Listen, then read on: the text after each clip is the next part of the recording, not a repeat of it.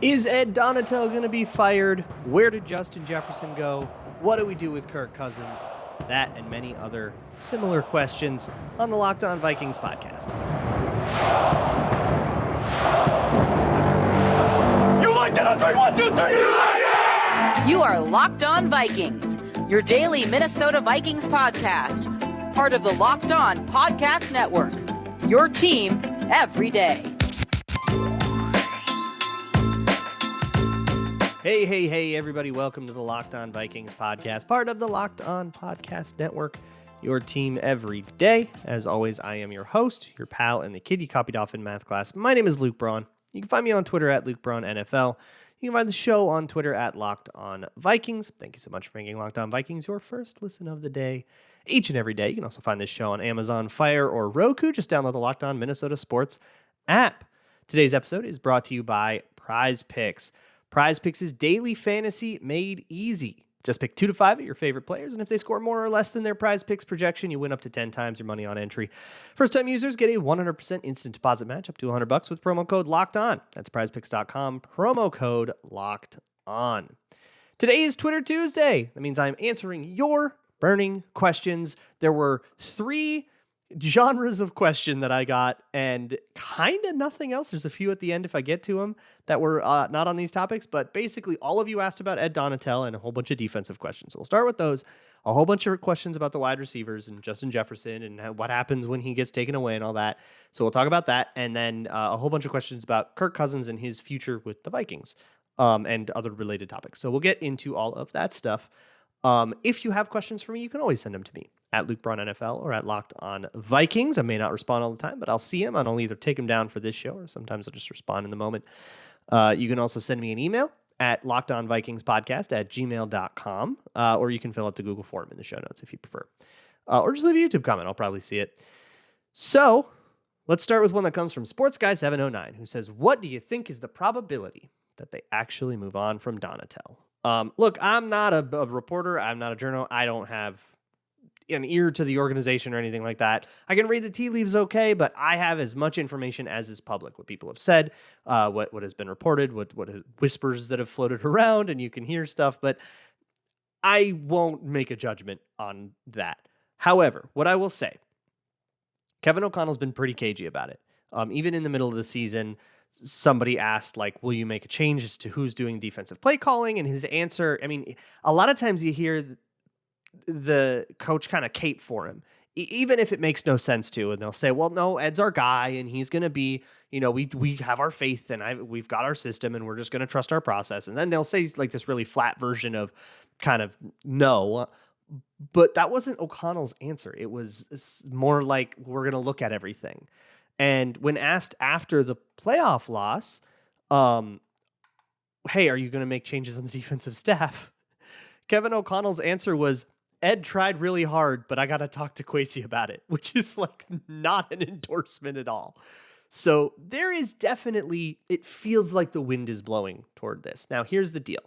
Ed Donatel has been in the NFL for several decades. He's a very highly respected guy.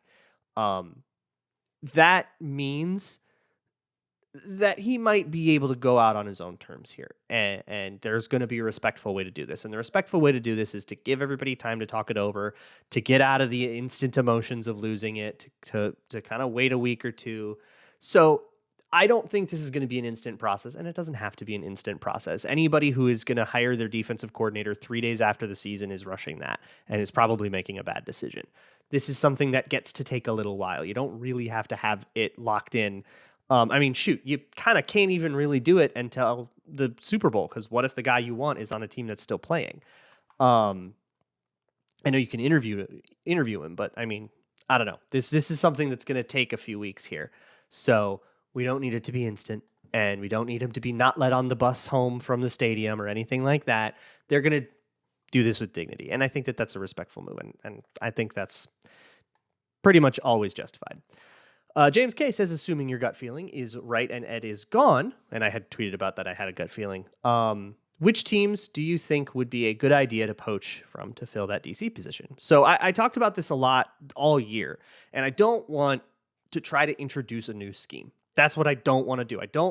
There were so many problems this year that boiled down to These guys played in a different system with a different set of thoughts, a different flow chart than they have played. They were in this other system for 8-9 years, and now they're doing something new. They're all learning a new language, and it caused so many problems.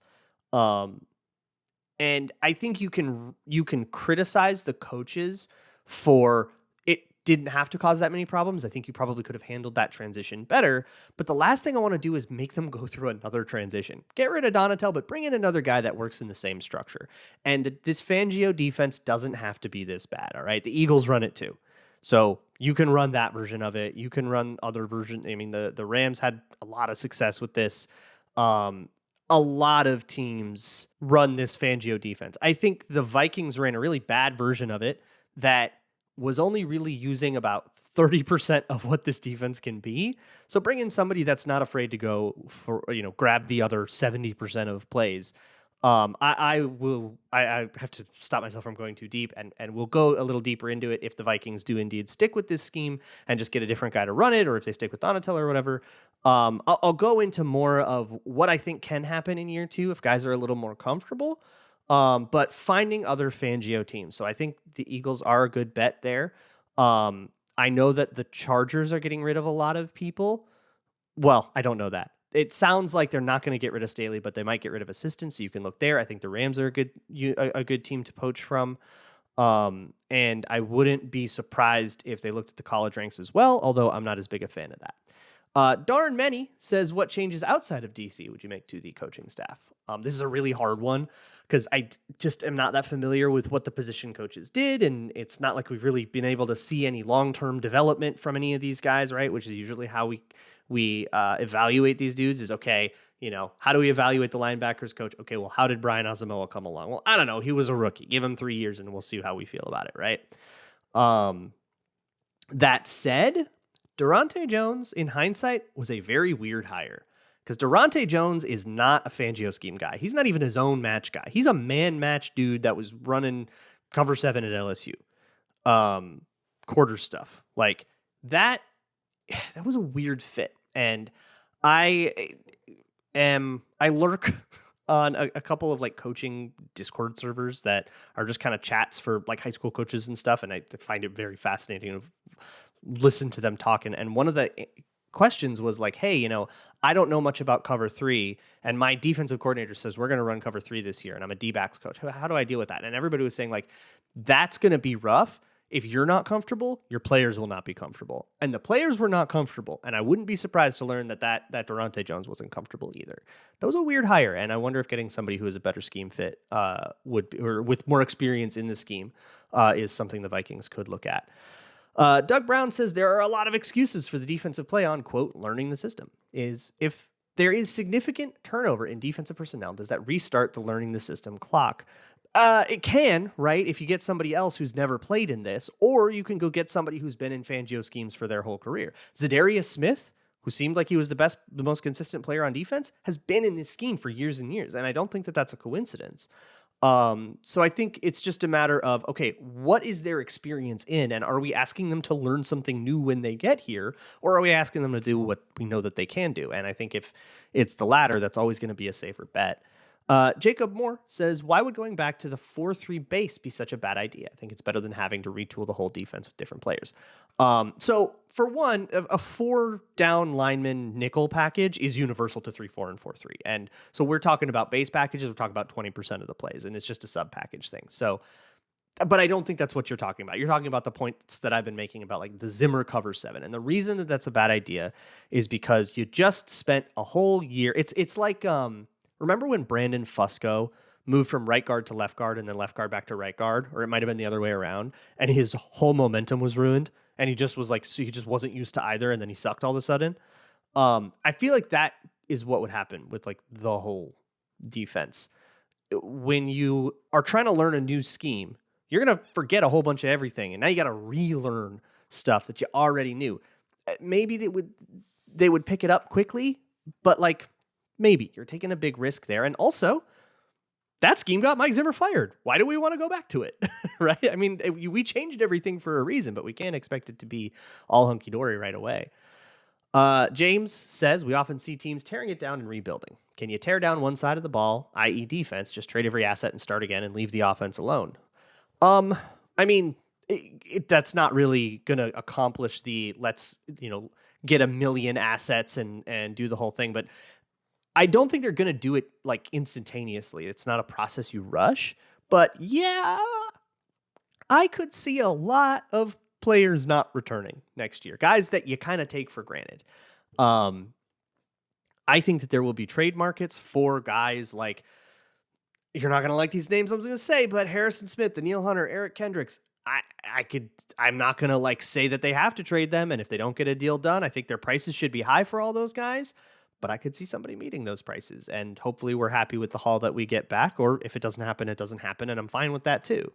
But that is the kind of stuff that I can sort of foresee. So I think they might do something. But it's not about amassing assets. And this is what I'll say for all of these defensive things, and then we'll move on to some of the other stuff. But what I'll say for all of these defensive personnel decisions that they're going to make with guys like Kendricks and Harrison Smith, and well, they don't have to make any decisions with Kendricks or Hunter. It's Harrison Smith. They have to do something with that contract. It's asinine. And do you bring back Patrick Peterson? That kind of stuff. Cutting Jordan Hicks. Those kinds of decisions. It's not going to be about the money. It does not have to be about the money. We're not cutting Jordan Hicks to save cap space. We're cutting Jordan Hicks because we don't want him to start for the Minnesota Vikings anymore. And if you want Jordan Hicks to continue starting for the Minnesota Vikings, figure out a different way to find money, right? Personally, I don't want Jordan Hicks to start for the Minnesota Vikings anymore. And the money that you get by cutting him is a secondary outcome. It's gravy. It's a byproduct. So it's not about the assets, and that's going to be kind of where I like draw the line in the sand. It's not about the cap space. It's not about the assets. It's about, do I think this player has a future as the starter on this team? That's going to be what drives the decision to me. And we just make a series of those decisions individually. And if that means you get rid of 7 players, or if that means you get rid of 2 players, either way, it's valid. I want to talk about the JJ stuff. I want to talk about the Kirk Cousins stuff. But first, let me talk to you about Prize Picks. It is daily fantasy, but without the nonsense, all right? Without the big giant pools, without the entire lineups. I mean, if I have a take that, man, I really think, David Montgomery is going to go off in this game, I just want to, just let me do that instead of having to then build a whole lineup around him with other guys I haven't thought about and then enter a pool with 10,000 people. No. Prize Picks is just you, individual players, pick a few of them, and if you're right, you can win up to 10 times your money on entry. And it's just you versus the house. It's you versus the Prize Picks projection. If you think you can win a more than less than game, that's it. So go to prizepicks.com and download the Prize Picks app, and you can get a 100% deposit match up to $100 with promo code Locked On. That's promo code Locked On for a deposit match up to $100. So you put in $100, get $100, etc. That is once again at prizepicks.com or on the Prize Picks app, promo code Locked On. Thanks so much for making Locked On Vikings your first listen of the day. For your second listen, check me out on Locked On NFL. Ross and I talked about the end of Tom Brady, potentially, and some interesting Sean Payton stuff. So go check that out. You can find Locked On NFL as a daily podcast wherever you find your favorite podcast. Also, check me out on Patreon if you got some time to. Now would be a great time to go check out the history documentary I made in the offseason. 7 episodes, an average of 1 hour each. It's like a season of TV on the history of the Vikings, all the way back to their origins in the late 50s and early 60s, all the way up through the beginning, through the end of the 2021 season. So everything but last year. You can go check that out. Let's move on with this Twitter Tuesday mailbag episode of the Locked On Vikings podcast. Anti-Gravity asks, how did the Cooper Cup roll go, and would you recommend it again? And Jefferson's down games, 5 or 6, are they him not getting open or KOC and Cousins not doing their part to get him the ball? Here's the deal with wide receivers. This happens. You will get doubled, and you will not get thrown at. This happened to Jerry Rice. This happened to Randy Moss. This happened to Terrell Owens. It's happening to Justin Jefferson. It is part of the game, and it's not a referendum on their skill when it happens. If anything, it is a show of respect, right? As an offense, you have to find a way to move the ball when that is happening. You can't just force it, right? You can't force it to him in double coverage. that's a recipe for disaster. You're asking, I mean, that's what we yell at rookie quarterbacks for throwing the ball in double coverage, right? Don't just do it just to do it because he's Jefferson. The answer is kind of what we saw against the Giants. And I think the offense had a respectable day against the Giants, throwing to TJ Hawkinson and KJ Osborne and Adam Thielen.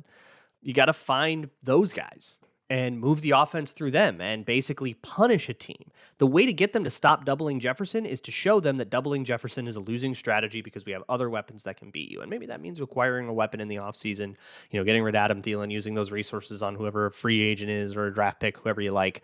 But that has to be the way it goes. Tone Setter Matthias says, our team's just going to double or triple JJ every time next year. Yeah, till you start punishing it, right? Until you can show a defense, until you can put it on tape that, hey, you double Jefferson, we're going to kill you with TJ Hawkinson. He's going to put up a $150. You're going to lose the game because of it. Then, yeah, they are going to keep doing it every single time.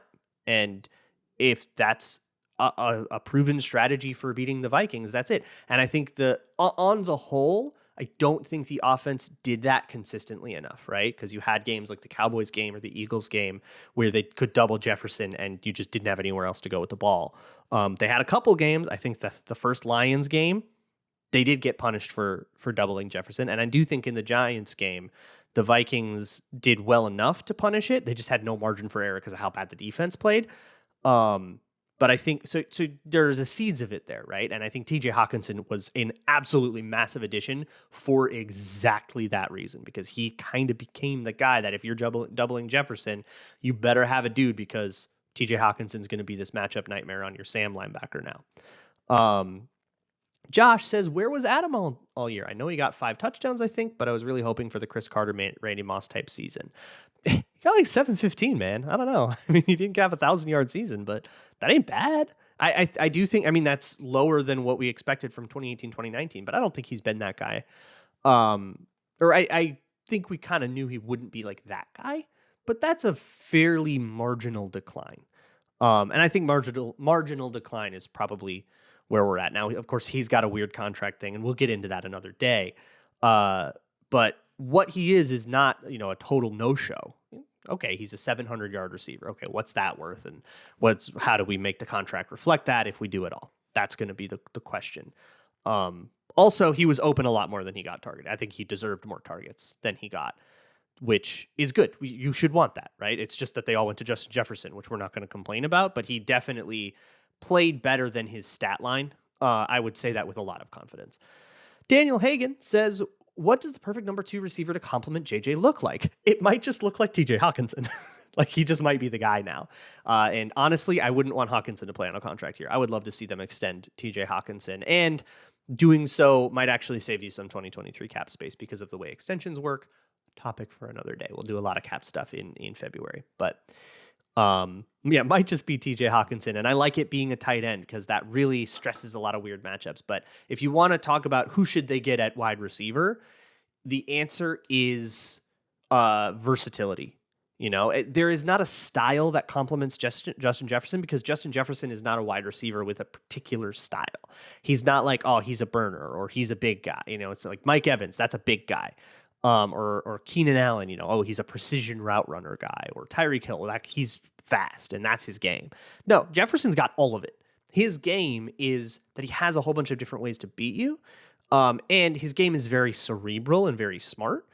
And if you can find a way to get them to play him straight up, that's great. But the thing is, when a team is doubling Justin Jefferson, whatever they have to cover the other guy is going to vary. So you kind of need somebody with the versatility to be like, okay, if this is a press man team, you need a guy who can beat press. But if they're also an off zone team, you need a guy with that skill set. And if they've got a tall corner, if they've got a speedy corner, if they got, there's so many different things you can come up against that you have to have versatility. So that's what I want. I want, this is why Michael Thomas was really attractive to a lot of people as a prospect, because his game was very balanced. And that's why he found success in the league for as long as he did.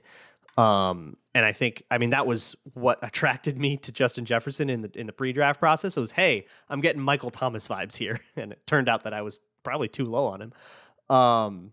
if that was the comp. It wasn't the comp, but I was like, it kind of feels like, wow, this guy doesn't really have like a weak spot. And that's what I want. And even if that's a guy that maybe isn't oozing with the talent that Justin Jefferson has, but I want a lack of weaknesses rather than a particular strength. I guess that's what I'm trying to get at. Look, the Kirk Cousins questions are going to be really interesting. So I do want to make sure I leave enough time to get to those. So we'll get into them right after we talk about BetOnline. BetOnline is your one-stop shop for all things gambling, and you can find prop bets. You can bet on the divisional round, of course. I like to tease a whole bunch of games, which is where you like give, you parlay all 4 games against a spread, but you give a touchdown each time in exchange for lower odds. But since you're parlaying it anyways, it ends up being about even. I think that's a really fun way to play. Gives you a little bit of a stake in every game, right? Something to distract you from the fact that the Vikings aren't in it. You can do that. You can bet right in the middle of games. I love the live betting as well. Or you can just bet on other sports. Bet on the Wolves or the Twins, or the Wild, or bet on Twins futures. I guess you could do, or you could find all kinds of other wacky stuff on BetOnline.net, where the game starts. Moving on with this Twitter Tuesday mailbag edition of the Locked On Vikings podcast. The next one comes from Skullhio. A whole bunch of you asked a version of this. At what point does Cousins deserve the Derek Carr treatment? It's been 5 years. 5 years. Shouldn't they try something radical? And I asked what the Derek Carr treatment meant, and it meant the abrupt kind of moving on and starting Jarrett Stidham for 2 weeks, which is, I don't think you should do that with him, even if you're ready to move on with him. I mean, do it with a little more grace than that. I think the Raiders were a bit of a laughing stock in the last 2 weeks, and they deserve to get dunked on for that. That was a really weird way to do it.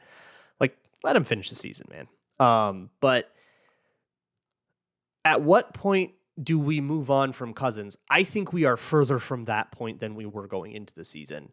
And I don't think it's close, if that's the question. Like, how much are we going to endure? I think we're further from moving on from Cousins. Because I think he had a good season. I'm happy with Cousins' season. I know it's not as statistically good, but we've talked about that ad nauseum all year. Here's the deal. And here's another question is from Josh, who says, is it unreasonable to wish for a round 1 QB who can sit behind Kirk for a year? Never. It is never unreasonable to take a quarterback in the first round. I firmly believe that no matter who your quarterback is, take a quarterback in the first round. If they pan out, you have the best trade bait imaginable. Like, there is no world where having 2 good quarterbacks is a bad thing, Like, always, always, always get your next quarterback. See if you can't get your quarterback on a rookie deal. I am always going to be for it, provided you hit on the guy, right? If you pick a bad quarterback, it's like picking any other bad player. Like, it's a bust and we can be mad about it. But I think the most likely thing we see with Cousins is an extension, and a close second most likely thing is we see them do nothing with his contract, and he plays on a contract year. I know Hank Lee said on the postcast, you said Kirk hates contract years. Is a short deal the best option, or do you just ride it out? So Cousins very famously likes financial. He likes security in all things. He likes to have his bases covered. And so he doesn't like playing on contract years. And he's been very vocal and public about that. He does not like playing with the uncertainty of not knowing where he's going to be next year. He wants to have that figured out and not in his mind. And I think I don't think you should need another year to know what you're going to do with Cousins one way or another. What happens in 2023, I don't think it should influence this year. If you just wanted to see, okay, how does he go with O'Connell? Whether you like it or not, that should be enough, like no matter what side you come down on it. So I think you're either extending him or you're letting him play out his contract and walk. There's going to be talk about trades and whatever. Just understand that if you are going to get into the trade market, Cousins has a no trade clause, which gives him full control over that process. And Cousins likes it in Minnesota. He doesn't want to go. So I don't think that a trade is really in the cards. Just reading the tea leaves again on that, it doesn't seem like a likely scenario to me. I think he either gets an extension, and if he does get that extension, I think he gets extended into the 2 void years onto his contract, and now he's on a 3-year deal signed. It would be signed through 2025. I think that's what it would look like in terms of amounts and stuff. We can deal with that another day, but it would be locking him to the Vikings for 2 extra years. And I think he's just going to go 2 years, 2 years, 2 years, 2 years. Because he also likes to be frequently at the negotiating table because he can keep upping the price. And that's a good way to do business. And other players have started to follow suit, which is wise of them. Like he wants to kind of constantly be renewing. He doesn't want to sign, a 6-year deal and then suddenly he's the 18th highest paid quarterback by year 3 of it, right? He wants to kind of always be taking advantage of how much the quarterback market is growing. So he'll want to do that, and I think he has a lot of control in this because he's the quarterback, and getting rid of him is going to be pretty unwieldy. But if you don't come to any deals, then he plays out 2023 and he walks. And maybe that's the way that this goes too.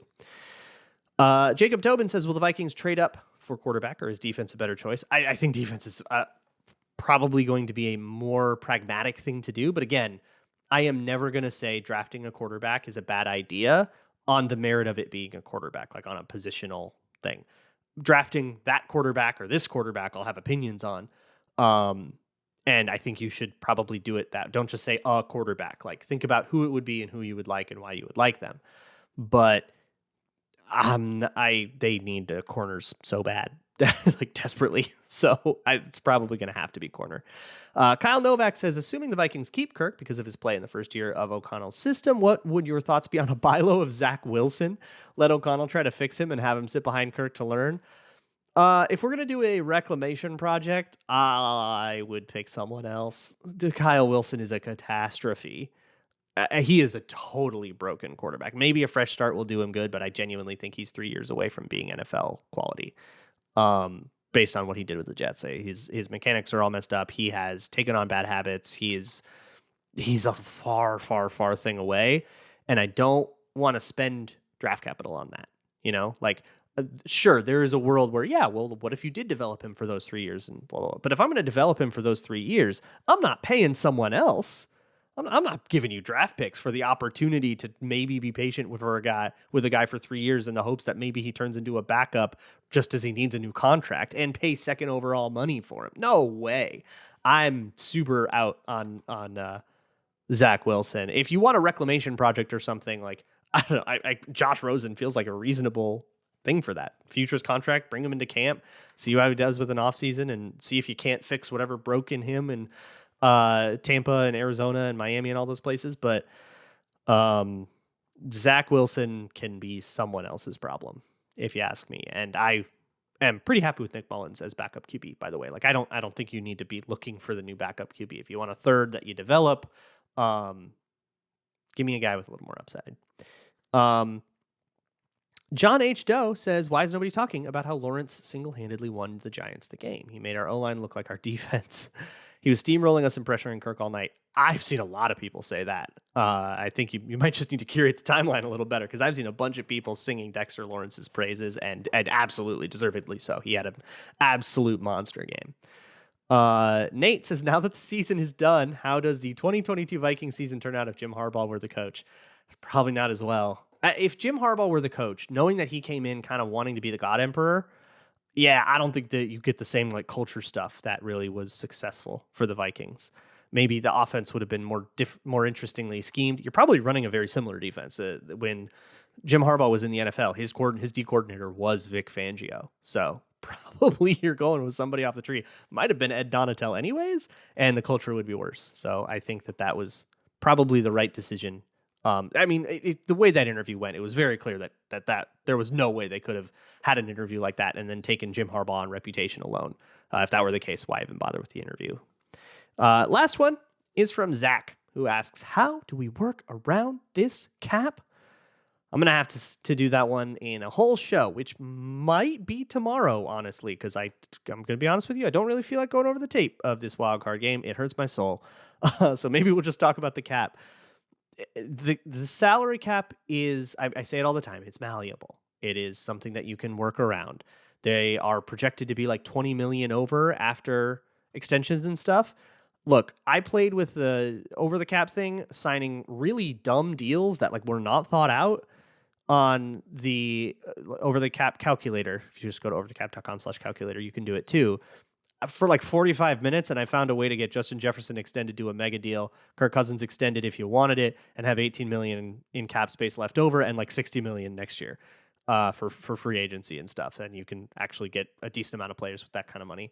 So this is going to be a very easy one to work out. Now they've got some options and they've got some choices to make for how they want to do it, but the difficulty in it is in we've got 16 different paths to take. Which one do we take? And not in, oh my God, how are we going to find a way? There's a lot of ways that they can go.